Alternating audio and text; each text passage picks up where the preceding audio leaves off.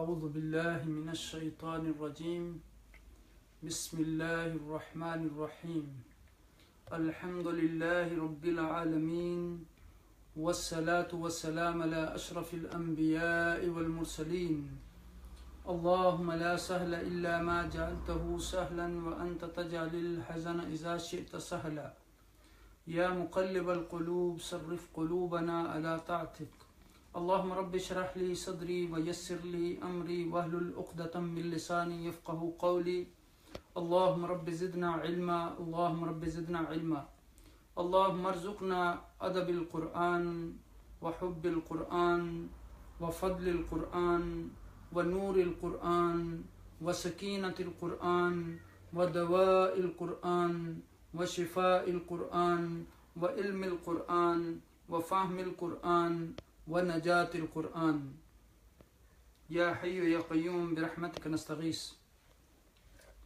اللہ پاک کی حمد و ثنا اور آقائے دو جہاں نبی مکرم تاجدار عرب و عجم سید المرسلین خاتم النبیین رحمت للعالمین کی ذات گرامی پر درود و سلام کے بعد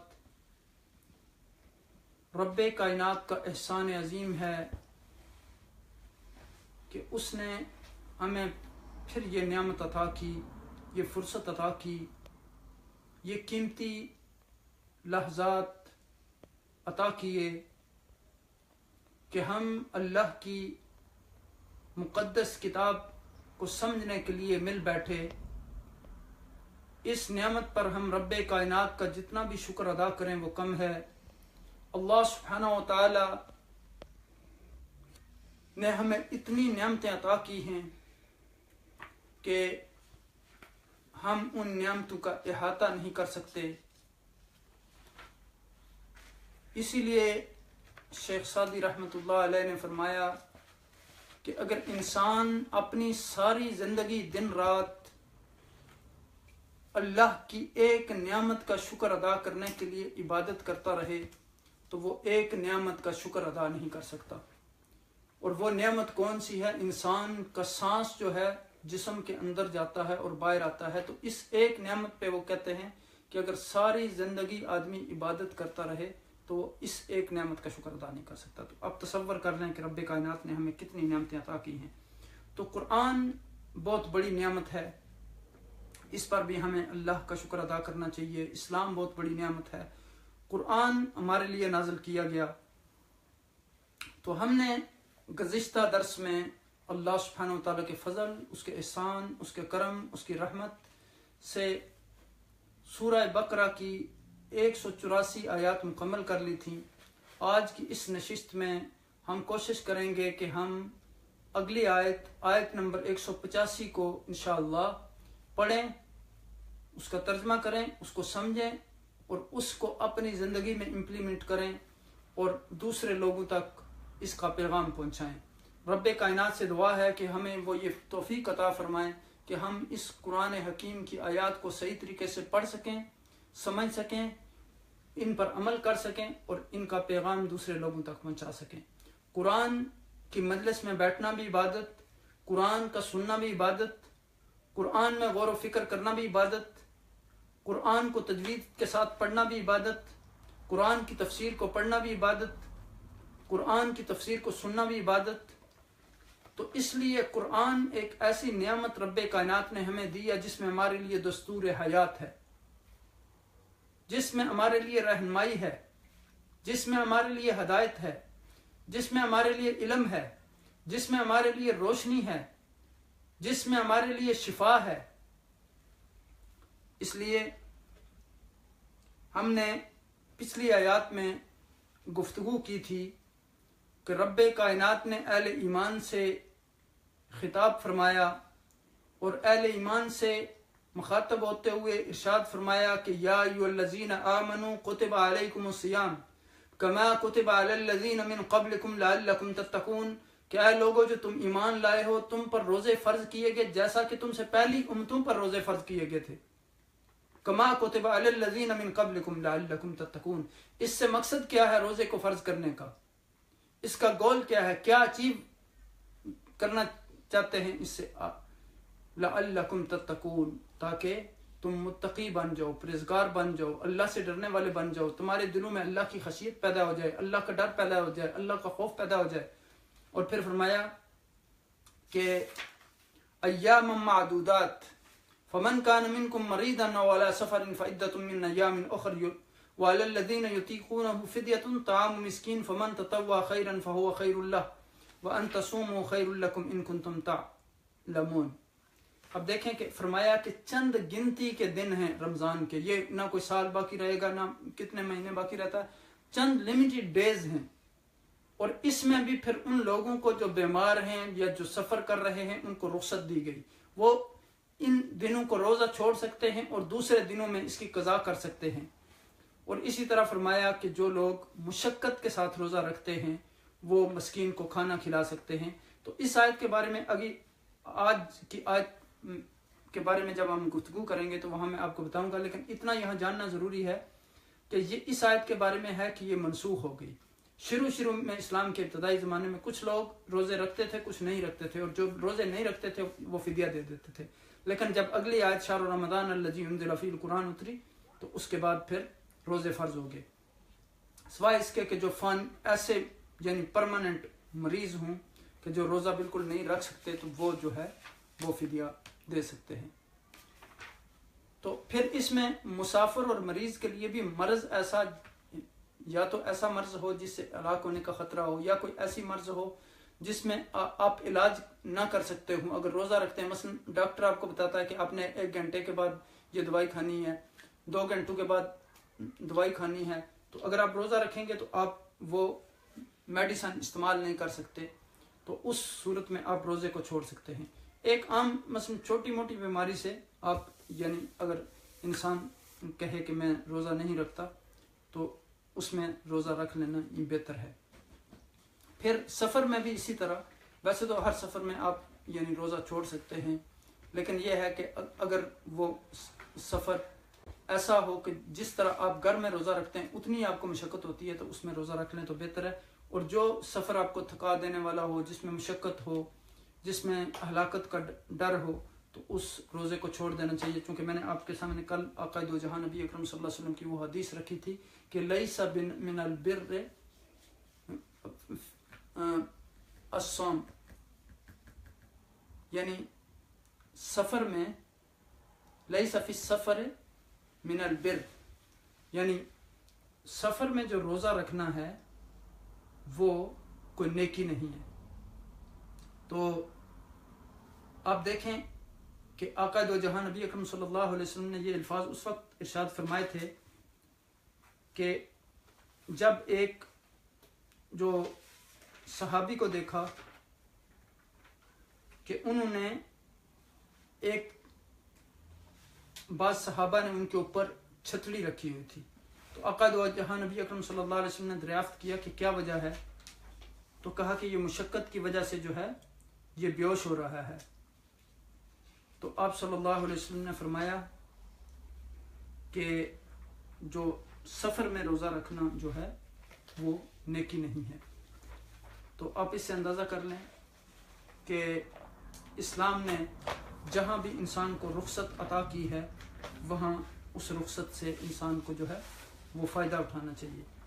یہ نہیں ہے کہ انسان اب یعنی ہر چیز میں جو ہے وہ یہ سوچے کہ اب جو ہے میں یعنی زیادہ متقی ہوں، میں زیادہ تقوی والا ہوں۔ اب دیکھیں کہ جب بعض صحابہ سیدہ عائشہ رضی اللہ تعالیٰ عنہ سے حضور کے معمولات پوچھنے کے لیے آئے تو کسی نے کہا میں روزہ نہیں رکھوں گا، کسی نے کہا میں شادی نہیں کروں گا، کسی نے کہا میں ساری رات عبادت کروں گا، کسی نے کہا کہ میں وصال کا روزہ رکھوں گا۔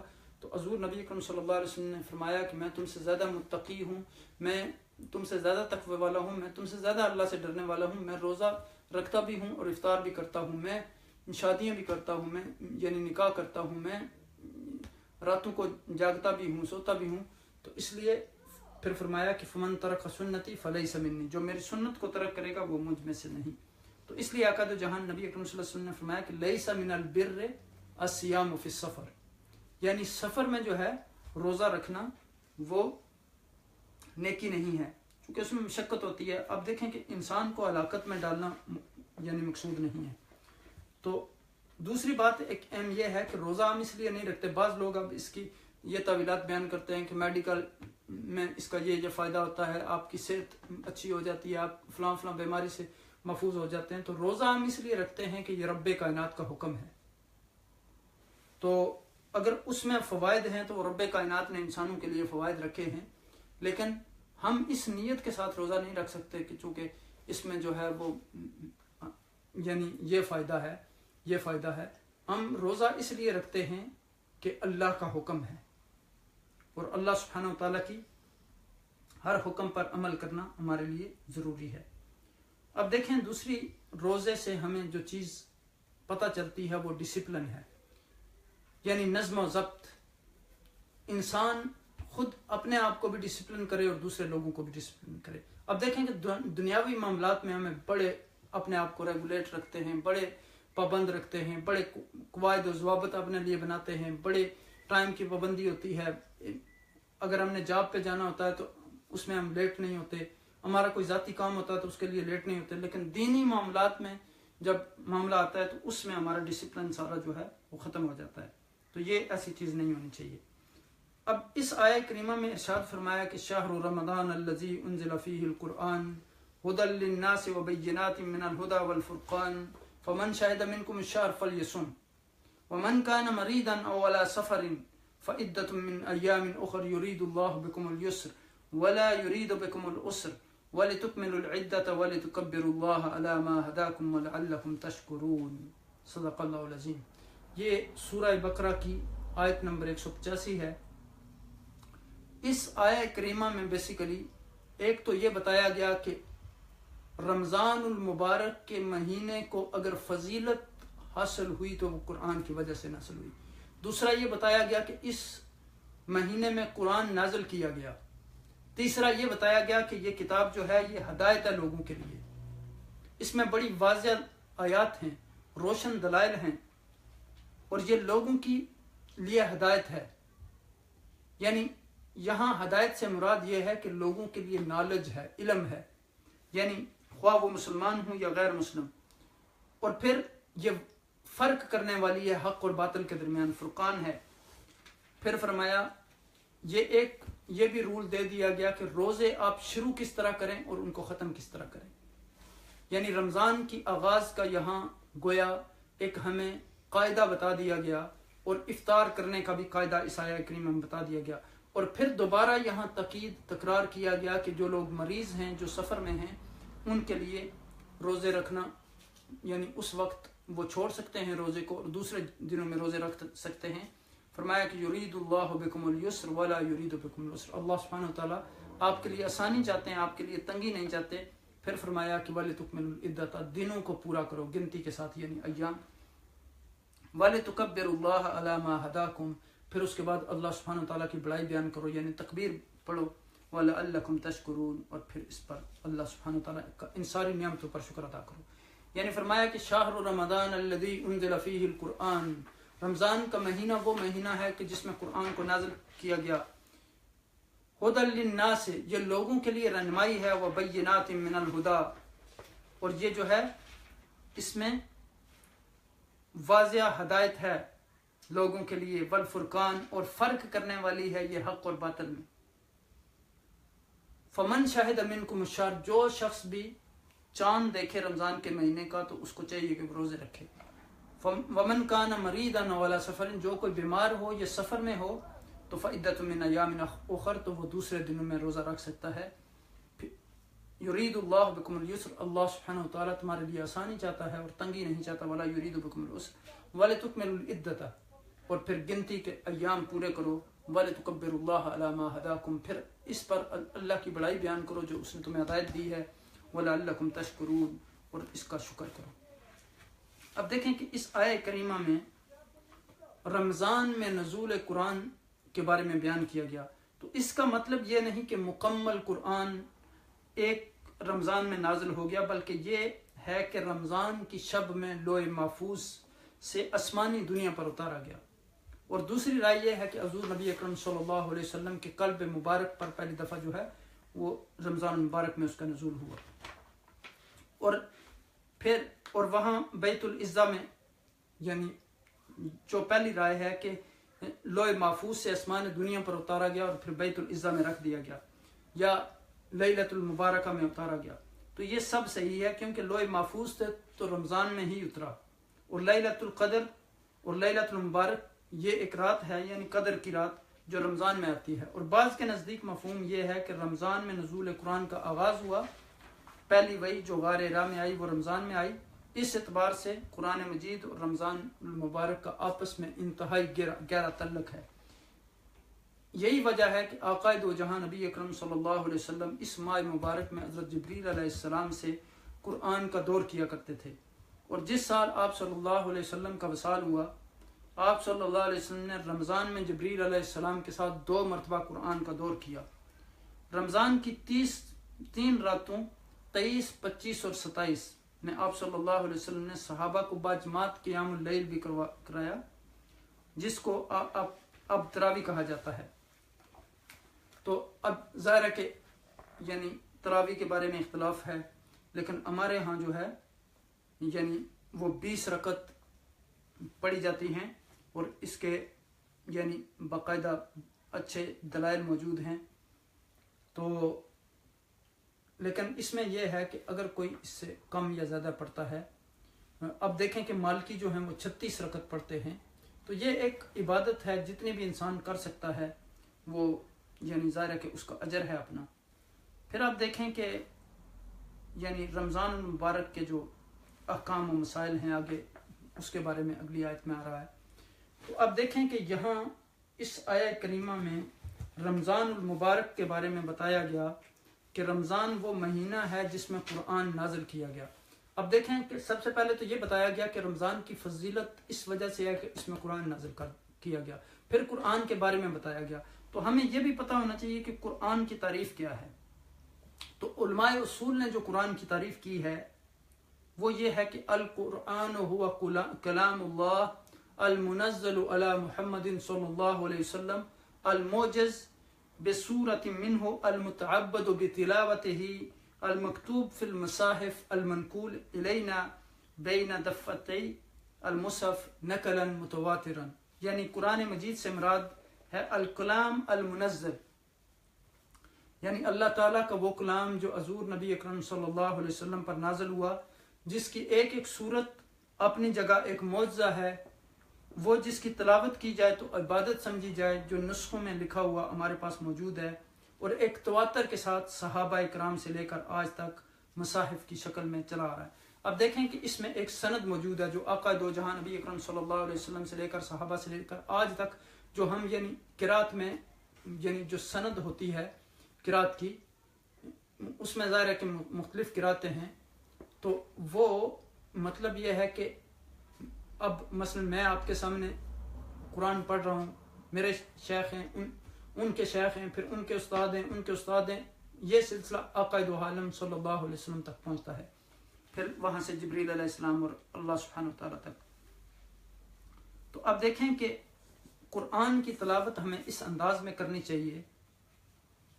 میرے ذہن میں علامہ اقبال رحمۃ اللہ علیہ کے والد گرامی قدر کا ایک واقعہ آ گیا۔ آپ بڑے ایک صوفی منش انسان تھے اور بڑے تقوی والے انسان تھے۔ تو علامہ اقبال نے لکھا ہے کہ جوانی کے زمانے میں وہ فجر کی نماز کے بعد قرآن کی تلاوت کرتے تھے۔ تو ایک دن ان کے والد گرامی پاس سے گزرے تو کہا کہ اقبال کیا کر رہے ہو؟ تو آپ نے فرمایا کہ تلاوت کر رہا ہوں۔ وہ گزر کے پھر دوسرے دن اسی طرح پوچھا، پھر فرمایا کہ تلاوت کر رہا ہوں۔ اس طرح وہ کہتے ہیں کئی دنوں تک پوچھتے رہے، میں یہی جواب دیتا رہا اور وہ گزر جاتے رہے۔ آخر میں نے پوچھا کہ آپ کو پتہ ہے، آپ خود دیکھتے بھی ہیں کہ میں قرآن کی تلاوت کر رہا ہوں، تو پھر مجھ سے یعنی یہ پوچھتے ہیں کہ میں کیا کر رہا ہوں؟ تو انہوں نے فرمایا کہ جب تم کلام پاک کو پڑھو تو اس طرح پڑھو کہ اللہ سبحانہ وتعالیٰ تم سے مخاطب ہے، یعنی جب تم براہ راست تم ہی سے ہم کلام اور تم ہی سے مخاطب ہے، جب تم اس طرح قرآن کو پڑھو گے اور اس طرح تلاوت کرو گے تو قرآن کا تم پر جو اثر ہوگا وہ عام مطالعہ سے یعنی نہیں ہوگا۔ تو اب دیکھیں کہ یہ فرق ہے ایک عام کتاب کا مطالعہ کرنے اور قرآن کا مطالعہ کرنے کا۔ جب آپ سمجھیں گے کہ یہ اللہ کا کلام ہے اور حضور نبی اکرم صلی اللہ علیہ وسلم پر نازل ہوا ہے اور یہ مجھ سے خطاب ہے، یہ ہمارے لیے روشنی ہے، ہمارے لیے ہدایت ہے، تو اس وقت آپ کو اس کا ایک اپنا فائدہ ہوگا۔ اب دیکھیں کہ شہر رمضان الذی انزل فیہ القرآن، یعنی وہ رمضان کا مہینہ وہ مہینہ ہے جس میں قرآن کو نازل کیا گیا، یعنی رمضان المبارک کے مہینے کو باقی جو مہینوں پر فوقیت دی گئی۔ اب دیکھیں کہ آقا دو جہاں نبی مکرم صلی اللہ علیہ وسلم رمضان المبارک میں یعنی ہمیشہ اعتکاف کرتے تھے اور ہمیشہ قرآن کا اب دیکھیں کہ تلاوت، عبادت، بیسیکلی رمضان ایک ہمارے لیے فرصت کا مہینہ ہے، اور یہاں کہا گیا کہ رمضان وہ مہینہ ہے کہ جس میں قرآن نازل کیا گیا، اور اسی قرآن کی وجہ سے اس کو دوسرے مہینوں پر فضیلت ہے، یعنی گویا قرآن اللہ کا انعام ہے، قرآن اللہ کی رحمت ہے، قرآن تمام انسانوں کے لیے ہدایت کا ذریعہ ہے، قرآن تمام انسانوں کے لیے روشنی ہے، قرآن شفا ہے، قرآن ہدایت کا منبع ہے۔ اب دیکھیں کہ قرآن کہاں سے آیا، کس نے اتارا، کس پر اترا۔ قرآن اللہ سبحانہ وتعالیٰ نے حضور نبی اکرم صلی اللہ علیہ وسلم پر جبریل علیہ السلام کے ذریعے اتارا،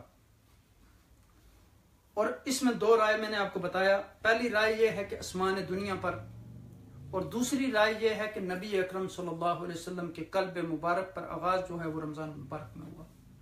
تو اس کا یہ مطلب نہیں کہ قرآن پورے کا پورا جو ہے وہ ایک ہی رمضان مبارک میں نازل ہو گیا، بلکہ قرآن مجید جو ہے وہ تدریج کے ساتھ اترا ہے، جس طرح قرآن حکیم کی ایک دوسری صورت کے ذریعے، اس کی آیات کے ذریعے ہمیں پتہ چلتا ہے کہ قرآن حکیم جو ہے وہ لیلۃ القدر میں نازل ہوا۔ ان انزلناہ فی لیلۃ القدر وما ادراک ما لیلۃ القدر لیلۃ القدر خیر من الف شہر تنزل الملائکۃ والروح فیہا باذن ربہم من کل امر سلام ہی حتی مطلع الفجر، یعنی فرمایا گیا کہ ہم نے اسے لیلۃ القدر میں اتارا۔ تمہیں کیا معلوم کہ لیلۃ القدر کیا ہے؟ لیلۃ القدر 1000 مہینوں سے بہتر ہے، خیر من الف شہر۔ تو یہ کیا ہے؟ ہدی للناس، یعنی قرآن لوگوں کے لیے ہدایت ہے۔ تو یہاں ہدایت سے مراد یہ ہے کہ علمی ہدایت، ایک عملی ہدایت ہوتی ہے اور ایک علمی ہدایت ہوتی ہے۔ تو اب یہاں دیکھیں کہ یعنی مقصود یہ ہے کہ تمام انسان اس کتاب سے فائدہ اٹھاتے ہیں۔ اب دیکھیں کہ غیر مسلم بھی ریسرچ کے لیے اس کو سورس کے طور پر قرآن حکیم کو استعمال کرتے ہیں، ویسے بھی مطالعہ کے لیے بھی وہ اس کو یعنی پڑھتے ہیں۔ تو یہ علم کا ذریعہ ہے، اس میں واضح آیات ہیں، روشن دلائل ہیں، فرقان ہے، یعنی حق و باطل، فائدہ مند اور نقصان دہ، اور خیر اور شر، حلال اور حرام، اچھے اور برے میں فرق کرنے والی جو ہے یہ کتاب ہے۔ تو یہاں پر قرآن کی کچھ صفات بتائی گئیں اس آیہ کریمہ میں، اور اس کی فضیلت بتائی جا رہی ہے۔ یعنی پہلے بتایا گیا تھا کہ رمضان کی فضیلت قرآن کی وجہ سے ہے، پھر بتایا گیا کہ اس مہینے میں جو ہے قرآن نازل ہوا اور اسی وجہ سے رمضان کو فضیلت ملی۔ پھر خود قرآن کے بارے میں بتایا گیا کہ قرآن کیا ہے، تو فرمایا گیا کہ قرآن جو ہے وہ شہر رمضان الذی انزل فیہ القرآن ھدی للناس وبینات من الھدی والفرقان، یعنی آپ دیکھیں کہ یہاں ہدن، بینات، الہدا، الفرقان، یہ یہاں بیان کیا گیا کہ یہ ہدا ہے یعنی ہدایت ہے، بینات ہے یعنی واضح روشن آیات ہیں اس کی، اور فرقان ہے یعنی فرق کرنے والا ہے حق اور باطل کے درمیان، فائدہ مند اور نقصان چیز کے نقصان دہ چیز کے درمیان، حلال اور حرام کے درمیان تمیز کرنے والا ہے۔ اب دیکھیں کہ یہاں فرمایا کہ فمن شاہد منکم الشہر، جو کوئی تم میں سے اس مہینے کو پا لے وہ روزہ رکھے۔ اب دیکھیں کہ یہ آیہ کریمہ، اس سے پہلے وہاں جو فدیہ کا حکم تھا تو بعض لوگ یعنی یہاں یہ آیہ کریمہ منسوخ ہو گئی، اور یہاں دوبارہ پھر یہ اس لیے کہا گیا آگے کہ ومن کان مریضا ولا سفر، یہ تکرار اس لیے کیا گیا کہ تاکہ غلط فہمی نہ ہو، چونکہ وہاں فرمایا گیا تھا کہ وَأَن تَصُومُوا خَيْرٌ لَكُمْ إِن كُنتُمْ تَعْلَمُونَ، تو یعنی فدیہ کے بارے میں وَعَلَى يُطِيقُونَهُ فِدْيَةٌ طَعَامُ مِسْكِين، تو اس سے پہلے مریض اور مسافر کے بارے میں گفتگو تھی، تو یہاں یعنی یہ اندیشہ ہوا کہ کہیں ایسا نہ ہو کہ لوگ یہ سمجھ لیں کہ اب یہ حکم جو ہے یہ بھی منسوخ ہو گیا اور یہ رخصت بھی ختم ہو گئی، یعنی مریض کے لیے اور مسافر کے لیے جو رخصت اللہ سبحانہ وتعالیٰ نے دی تھی وہ بھی ختم ہو گئی۔ اس لیے رب کائنات نے یہاں دوبارہ کہا کہ من کان مریضا ولا سفر فعدۃ من ایام اخر، یعنی وہ دوسرے دنوں میں روزے رکھ لے، چونکہ مقصود جو دین میں ہے یرید اللہ بکم الیسر ولا یرید بکم العسر، یعنی مقصود دین میں آسانی ہے، تنگی نہیں ہے۔ اللہ سبحانہ وتعالیٰ آپ کے لیے آسانی چاہتا ہے۔ پھر کہا کہ گنتی کے ایام پورے کرو، اللہ سبحانہ وتعالیٰ کی تکبیر کرو، بڑائی بیان کرو اس چیز پر جو اس نے تمہیں ہدایت کی دی، وَلَعَلَّكُمْ تَشْكُرُونَ، تاکہ تم شکر کرو، یعنی ان ساری نعمتوں پر۔ اب یہاں دیکھیں کہ یعنی قرآن مجید تمام بنی نوع انسان کے لیے ہدایت کا سرچشمہ ہے، یعنی جو بھی شخص اپنے خالق حقیقی اور زندگی کی صحیح منزل تک پہنچنے کے لیے صحیح راستہ تلاش کرتا ہے وہ صرف قرآن کا راستہ ہے، وہ قرآن کے ذریعے ہی اس کو مل سکتا ہے۔ قرآن مجید کے علاوہ رہنمائی کا ہر ذریعہ غلط ہوگا۔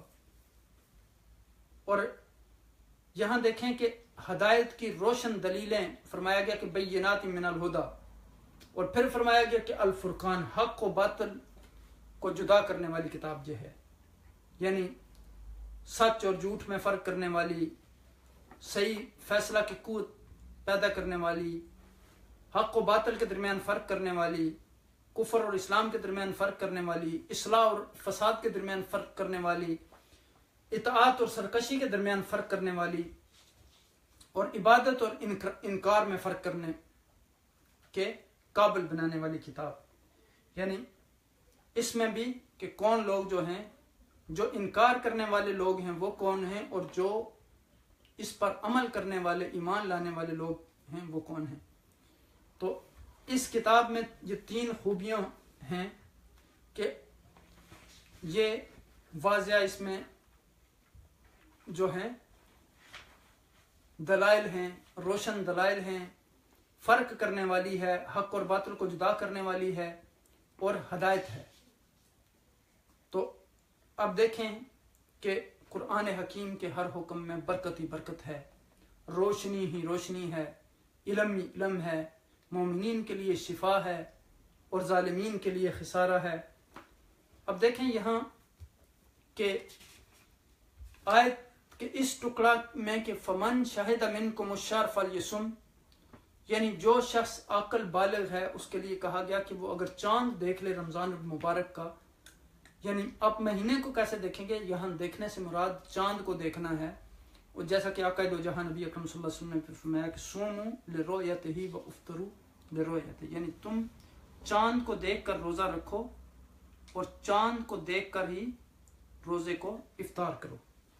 تو اس حکم سے ہمیں یہ بھی پتہ چلتا ہے کہ رمضان مبارک کا مہینہ چاند دیکھنے کے بعد شروع ہوتا ہے اور ختم چاند دیکھنے کے بعد ہوتا ہے، اور اس میں پھر یہ اگر مثلا چاند نظر نہیں آتا، اب دیکھیں کہ ایک تو یہ ہے کہ ہر ملک کا اپنا اپنا یعنی ہلال دیکھنے کا ایک نظام ہوتا ہے، یعنی ان کی اپنے ملک کی رویت ہوتی ہے، اور دوسرا یہ ہے کہ کسی بھی مسلمان ملک سے آپ جو ہے وہ شہادت لے کر، یعنی اگر اس میں پھر تقارب البلدان اور تباعد البلدان کا مسئلہ آتا ہے فقہا کے نزدیک۔ تو اب دیکھیں کہ آقا دو جہاں نبی اکرم صلی اللہ علیہ وسلم کے زمانے میں بھی جس طرح ایک صحابی شام سے آئے تو شام میں اور دن روزہ رکھا گیا، مدینہ میں اور دن روزہ رکھا گیا، تو اب دیکھیں کہ یہ وقت کا بھی فرق ہوتا ہے۔ تو ان مسائل کو ہم نے اتنا آج ہم نے کمیونٹی کو اس مسئلے پر ڈیوائیڈ کر دیا. کاش ہم اخلاص کے ساتھ اس مسئلے پر بیٹھیں. آج اس دفعہ جو ہوا وہ یہ تھا کہ یہاں بعض اوقات ایک جو خاوند تھا اس نے عید کی اور بیوی نے نہیں کی، بھائی نے کی تو دوسرے بھائی نے نہیں کی. تو مطلب ہے یہ عید ایک خوشی کا موقع ہوتا ہے جب اللہ سبحانہ وتعالیٰ کا آپ شکر ادا کرتے ہیں اس نعمت پر کہ اس نے ہمیں ہدایت دی، روزے رکھنے کی توفیق دی، قرآن کی تلاوت کرنے کی توفیق دی، قیام اللیل کی توفیق دی، تراویح پڑھنے کی توفیق دی، پورا مہینہ اخلاص کے ساتھ. اور اس کے بعد ہم جو ہے اپنے سارے اعمال وہاں رمضان کے بعد جا کے ضائع کر دیتے ہیں. تو کاش یعنی یہاں علماء کرام اخلاص کے ساتھ اور صدق نیت کے ساتھ اور خدا کا خوف اپنے دل میں رکھتے ہوئے اس مسئلے پر بیٹھیں. یعنی یہ کوئی انا کا مسئلہ نہیں ہے. یہاں اب دیکھیں کہ جو موجودہ دور ہے اس میں ہمارے اندر ایک یونٹی ہونی چاہیے، مسلمانوں کی ایک آواز ہونی چاہیے. تو اگر اس طرح چھوٹے چھوٹے مسائل پر ہم لوگوں کو ڈیوائیڈ کریں گے تو پھر کل لوگ ہماری کوئی بھی بات سننے کے لیے تیار نہیں ہوں گے. اس لیے ہمیں اخلاص کے ساتھ اس مسئلے کا حل نکالنا ہوگا. اور ایسی کوئی بات نہیں ہے کہ جب ہم اخلاص کے ساتھ مل کر بیٹھیں، اپنی ساری یعنی جو انا کے مسائل ہیں ان کو ایک طرف رکھ دیں اور اللہ کی خاطر اخلاص کے ساتھ بیٹھ جائیں تو انشاءاللہ اس میں ہمیں ایک بہتر حل مل جائے گا. تو اب دیکھیں کہ ایک اگر مسلمان بھی جو عادل ہے وہ گواہی دے دیتا ہے تو اس کی گواہی بھی قبول کی جا سکتی ہے چاند کے معاملے میں. تو اب دیکھیں کہ یہاں فرمایا کہ یرید اللہ بکم اليسر ولا یرید بکم العسر، یعنی بیماری اور سفر میں روزہ نہ رکھنا جو ہے وہ آسانی اس میں ہے. یعنی یرید اللہ بکم اليسر، یسر اس میں کیا ہے کہ روزے کی رخصت دی گئی سفر میں اور بیمار شخص کو. تو اب یہاں ایک اور مسئلہ یہ ہے کہ اگر 30 کا مہینہ تھا تو آپ 30 دن پورے کریں گے، اور 29 کا مہینہ تھا تو آپ 29 دن کے روزے رکھیں گے. اگر مثلا پورا مہینہ آپ سفر کر رہے ہیں یا پورا مہینہ آپ بیمار ہیں تو آپ دیکھیں کہ یہ آسانی کا دین ہے، مشقت کا نہیں. عقائد جہاں نبی اکرم صلی اللہ علیہ وسلم نے خود بھی فرمایا کہ بعثت بالحنیفیۃ السمحہ السہلہ، میں ایسے دین پر بھیجا گیا ہوں کہ جو آسان بھی ہے اور جس میں سماحت بھی ہے، جس میں مروت ہے اور جس پر عمل کرنا بھی آسان ہے، اس میں مشقت نہیں ہے. اور پھر عقائد جہاں نبی اکرم صلی اللہ علیہ وسلم نے ایک دوسری جگہ پہ فرمایا یسروا ولا تعسروا بشروا ولا تنفروا، یعنی لوگوں کو آسانیاں ان کے لیے تلاش کرو، ان کے لیے کو تنگیوں میں نہ ڈالو، اور لوگوں کو بشارتیں سناؤ، خوشخبریاں سناؤ، ان کو نفرتیں نہ دلاؤ. اور پھر فرمایا صحابہ کرام کو فرمایا کہ انما بعثتم میسرین ولا بعثتم معسرین، یعنی تمہیں آسانیاں پیدا کرنے والا، آسانیاں بانٹنے والا بنا کر بھیجا گیا، نہ کہ لوگوں کے لیے مشقتیں اور تنگیاں یعنی پیدا کرنے کے لیے.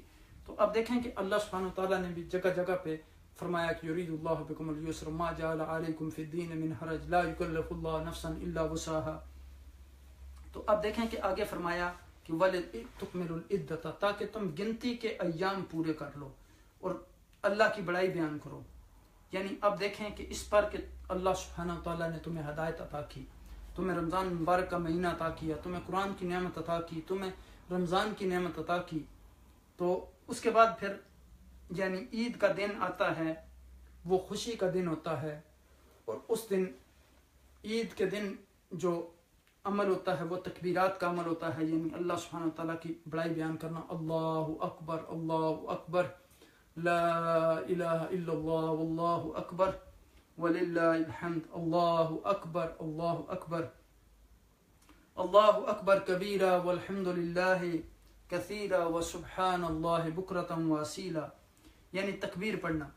تو یہاں تکبیر پڑھنے سے مقصود صرف یہ نہیں کہ زبان سے تکبیر پڑھیں، بلکہ اللہ سبحانہ وتعالیٰ کی بڑائی ہماری زبان پر بھی ہو، ہمارے دل پر عظمت، یعنی اللہ سبحانہ وتعالیٰ کائنات کی ہر چیز سے بڑا ہے، اور اس کے مقابلے میں یہ رائی کے دانے کے برابر بھی کائنات کی کوئی چیز جو ہے وہ حیثیت نہیں رکھتی. تو جس طرح آقا دو جہاں نبی اکرم صلی اللہ علیہ وسلم نے بھی فرمایا کہ لا یزال لسانک رطبا من ذکر اللہ، آپ کی زبان اللہ کے ذکر سے ہر وقت تر رہنی چاہیے. تو وَلِتُكَبِّرُوا اللَّهَ عَلَى مَا هَدَاكُمْ، یعنی یہاں ہدایت علمی بھی مراد ہے اور ہدایت عملی بھی مراد ہے. اب دیکھیں کہ رب کائنات نے ہمیں قرآن عطا کیا، ہمیں فرقان دیا، ہمیں رمضان عطا کیا، ہمیں قرآن کی نعمت عطا کی، حضور نبی اکرم صلی اللہ علیہ وسلم کو مبعوث فرمایا. اس لیے یعنی ہمیں ان تمام نعمتوں پر شکر ادا کرنا چاہیے. اس لیے ہمیں یہ تکبیرات پڑھنے کا حکم دیا گیا. اسی لیے ہر نماز کے بعد آقا دو جہاں نبی اکرم صلی اللہ علیہ وسلم نے ہمیں یہ دعا بھی سکھائی کہ اللہم اعنی علی ذکرک و شکرک و حسن عبادتک، اے اللہ میری مدد فرما اپنا ذکر کرنے میں، آپ کا شکر کرنے میں، اور پھر جو ہے عبادت اچھے طریقے سے کرنے سے.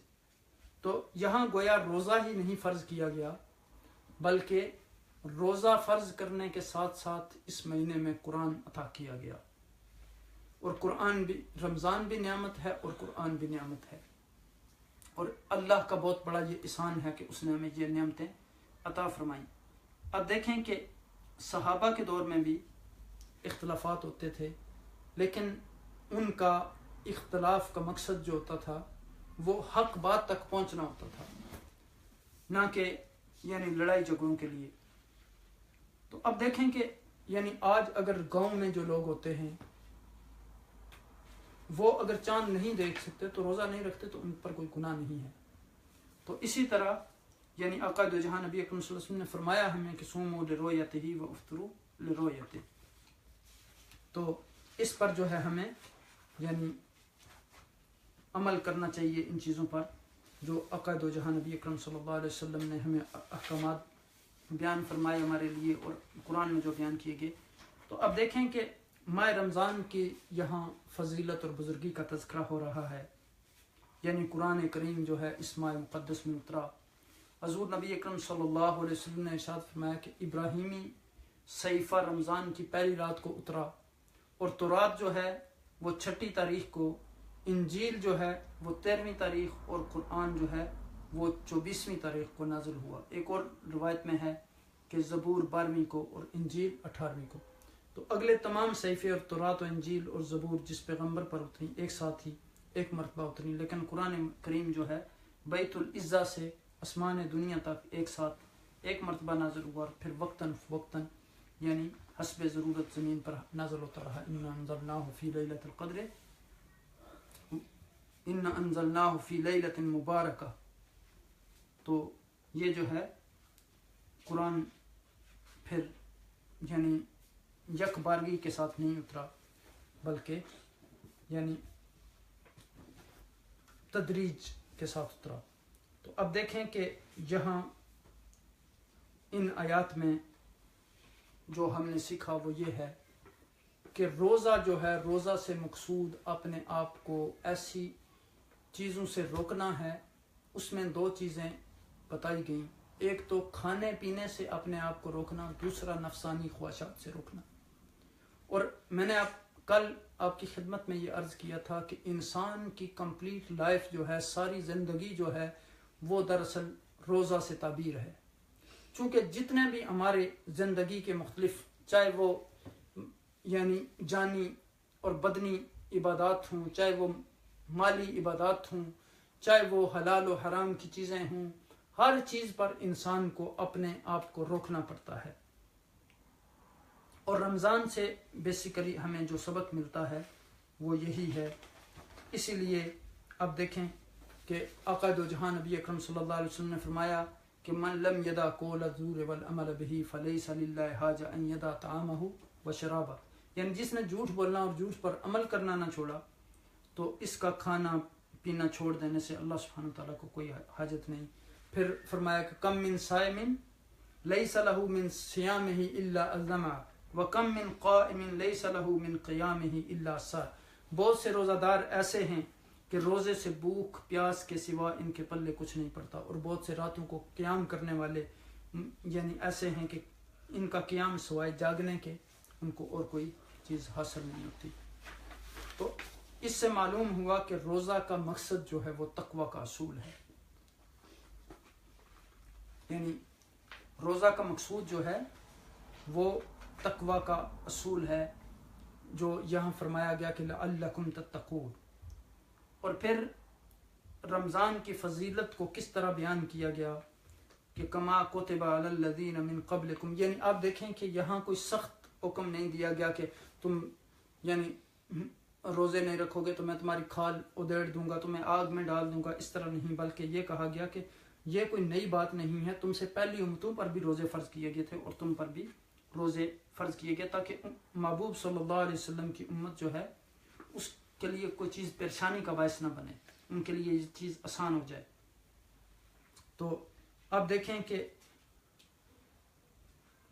جب انسان اگر چائے پیتا ہے سردی کے موسم میں تو ہمارا یہ اعتقاد ہوتا ہے کہ اب ہمارا جسم گرم ہو جائے گا، تو ایمان پر اگر ہم عمل کرنا شروع کر دیں، قرآن پر عمل کرنا شروع کر دیں، تو ہمارے جسم کو کتنی حرارت ایمان کی نصیب ہوگی۔ پھر آج ہم دیکھیں کہ ایک انسان اگر ہم سے کوئی ناراض ہو جاتا ہے تو یعنی ہم کتنی اس کو راضی کرنے کے لیے کوشش کرتے ہیں، لیکن اللہ ناراض ہو جائے تو ہمیں کتنی فکر ہوتی ہے، اور اللہ سبحانہ وتعالیٰ کی یعنی ناراضگی والے کتنے کام ہم ہر روز کرتے ہیں۔ یعنی سیدنا علی بن ابی طالب رضی اللہ تعالیٰ عنہ فرماتے ہیں کہ الناس نیام انتبہوا اذا ماتوا او الناس ینامون اذا ماتوا انتبہوا، یعنی لوگ سوئے ہوئے ہیں، وہ اس وقت جاگیں گے جب ان کو موت آئے گی، تو یعنی موت ان کو جگائے گی۔ تو یہاں یعنی آپ دیکھیں کہ آقا دو جہاں نبی اکرم صلی اللہ علیہ وسلم نے بھی فرمایا کہ روزے کا مقصد یہ نہیں ہے کہ بھوکا پیاسا رہنا۔ اور پھر رمضان کا مہینہ جو ہے، شہر رمضان ہوا شہر القرآن، رمضان کا مہینہ جو ہے وہ قرآن کا مہینہ ہے۔ شہر رمضان ہوا شہر الصیام، رمضان کا مہینہ جو ہے یہ روزے رکھنے کا مہینہ ہے۔ شہر رمضان ہوا شہر التقوی، اور پھر رمضان کا مہینہ جو ہے یہ تقوی کا مہینہ ہے۔ اسی لیے آقا دو جہاں نبی اکرم صلی اللہ علیہ وسلم نے فرمایا کہ من صام ایمانا واحتسابا غفر له ما تقدم من ذنبه، یعنی جو اس ایمان اور احتساب کی نیت کے ساتھ روزہ رکھے گا اس کے پیچھے تمام گناہ معاف کر دیے جائیں گے۔ تو اب دیکھیں کہ بیسیکلی روزہ جو ہے یہ ایک عملی ٹریننگ ہے جس میں مقصود تقوی کا اصول ہے، اور یعنی اس کے ذریعے سے انسان کے اندر ایمان کی مضبوطی ہوتی ہے۔ جب انسان کے اندر تقوی آتا ہے، تقوی انسان کے لیے بہت ضروری ہے، انسان کی ہدایت کے لیے، رب کے قرب کے لیے، رب کی رحمت حاصل کرنے کے لیے۔ تو پھر یہ ہے کہ تقوی اللہ سبحانہ وتعالیٰ کی رضا ہے۔ یعنی آپ دیکھیں کہ تقوی کی تعریف جو سیدنا علی ابن ابی طالب رضی اللہ تعالیٰ عنہ نے کی کہ الخوف من الجلیل والعمل بالتنزیل والرضا بالقلیل والاستعداد لیوم الرحیل، 4 ایلیمنٹس آپ نے بیان کیے یہاں، کہ اللہ سے ڈرنا، قرآنی آیات پر عمل کرنا، تھوڑا یا بہت جو بھی رزق رب کائنات نے آپ کو عطا کر دیا اس پہ شکوہ نہ کرنا، راضی ہو جانا، اور اس دنیا میں رہ کر آخرت کی تیاری کرنا۔ تو اب دیکھیں کہ رمضان کے مہینے میں انسان جو ہے وہ قرآن سنتا ہے، تراویح کی نماز پڑھتا ہے، جو انسان کے دلوں میں جو ہے وہ نرمی پیدا کرتی ہے، اللہ کے قریب کرتی ہے اس کو یہ چیز۔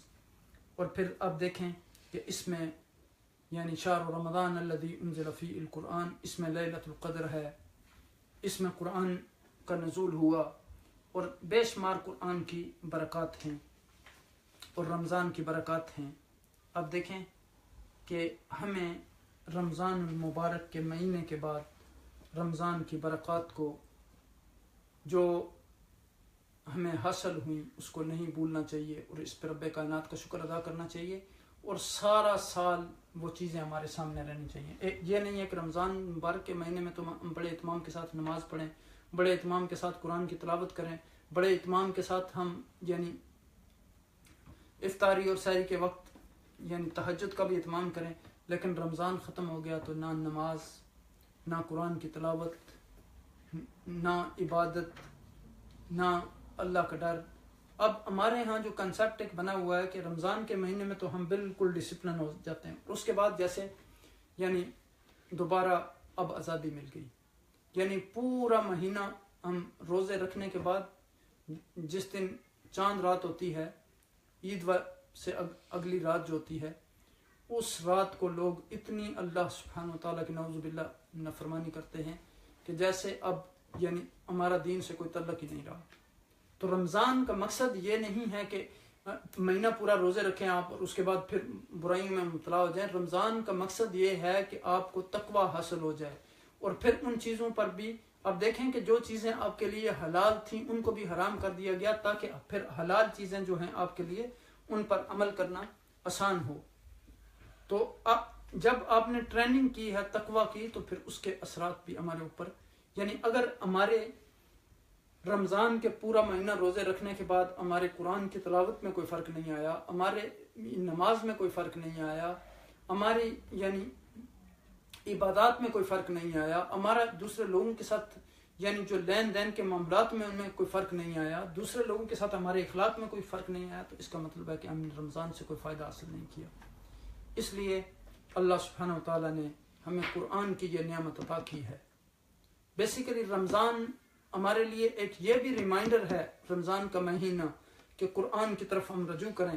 قرآن ہمارے لیے ہدایت ہے، قرآن ہمارے لیے روشنی ہے. اسی لیے آقا دو جہاں نبی اکرم صلی اللہ علیہ وسلم نے فرمایا کہ خیرکم من تعلم القرآن وعلمہ. یہ نہیں فرمایا کہ کسی دنیا کا حکمران یا بادشاہ یا امیر یا فلاں شخص جو ہے وہ بہتر ہے، فرمایا کہ تم میں سے بہتر وہ ہے جو قرآن کو سیکھتا ہے اور دوسرے لوگوں کو سکھاتا ہے. خیرکم من تعلم القرآن وعلمہ. تو آج دیکھیں کہ جو قرآن پڑھنے والے یا پڑھانے والے لوگ ہیں ان کے ساتھ ہم کیا سلوک کرتے ہیں اور ہمارا کیا رویہ ہوتا ہے. تو اللہ سبحانہ و تعالی ہمارے سارے اعمال کو دیکھ رہے ہیں.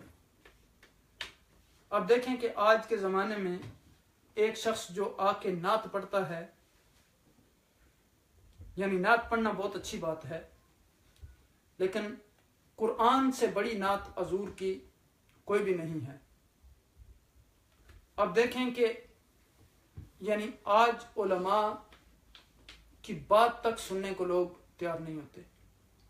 یعنی ایسی چیزوں میں ہم نے لوگوں کو الجھا دیا کہ علم سے ان کو دور کر دیا گیا. پہلے وقتوں میں جو نعت خوان ہوتے تھے وہ اتنی محبت اور اتنے عشق اور اتنے ذوق کے ساتھ نعت پڑھتے تھے کہ لوگوں کو بھی وہ حضور نبی اکرم صلی اللہ علیہ وسلم کا عشق نصیب ہوتا تھا، آپ کی محبت نصیب ہوتی تھی. وہ یعنی عبادت میں، وہ ریاضت میں، وہ علم میں، وہ ان چیزوں کے قریب ہوتے تھے. لیکن آج یعنی خود ایسے ایسے نعت خوان پیدا ہو گئے ہیں کہ جنہوں نے صرف نعت خوانی کو اپنے یعنی کاروبار بنایا ہوا ہے اور صرف اپنے دنیاوی مفادات کے لیے وہ یعنی نعت پڑھتے ہیں، ورنہ اس کے علاوہ نعت پڑھنے کا ان کا کوئی اور ایسا نہیں. اور ایسے نعت خوان بھی ہیں کہ جو نماز تک کے قریب نہیں جاتے، صرف اسٹیجوں پہ نعتیں پڑھ کے چلے جاتے ہیں. تو اس لیے اس معاملے میں بھی ہمیں اللہ کا خوف کرنا چاہیے کہ اگر ہم نعت پڑھتے ہیں تو وہ اللہ اور اس کے رسول صلی اللہ علیہ وسلم کی رضا کے لیے پڑھیں، وہ دنیا کمانے کے لیے نہیں پڑھیں، ورنہ یہی نعت پڑھنا ہمارے لیے پھر وبال کا سبب بن جائے گا اگر ہم اللہ اور اس کے رسول کی رضا کی خاطر اس کو نہیں کرتے. کوئی بھی چیز یعنی ہم قرآن پڑھتے ہیں، پڑھاتے ہیں، یا عبادت کرتے ہیں، یا اللہ کے راستے میں اپنا مال خرچ کرتے ہیں، تو اس معاملے میں بھی ہمیں یعنی اللہ سبحانہ و تعالیٰ سے ڈرنا چاہیے.